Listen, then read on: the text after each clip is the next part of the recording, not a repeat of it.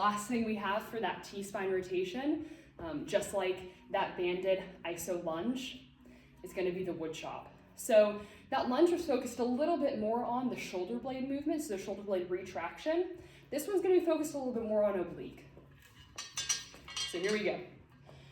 So I want this cable just to be around hip width or just around under shoulder width apart. All right, so I'm going to step it out just a little bit, just where I feel some resistance and I'm not slamming it down each time I bring it back in. So from here, I'm going to go from a nice opened position on the oblique that we're working.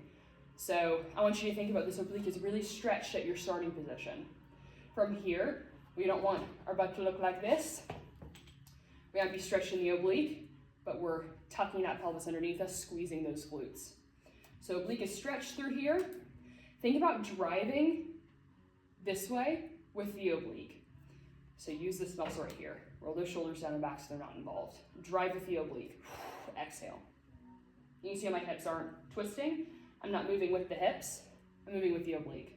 So let me show you a few good reps, and then I'll show you what moving with the hips looks like.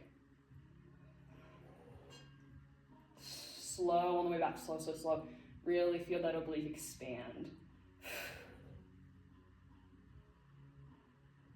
Oblique stretch, stretch, stretch. Exhale. Inhale on the way back as it stretches.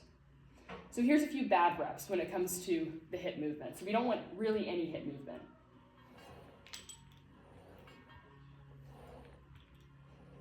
You can see how my hips are the things that are driving this movement here instead of the obliques. And again, one way you can take your hips out of it is really think about squeezing those glutes and locking those glutes underneath your ribs.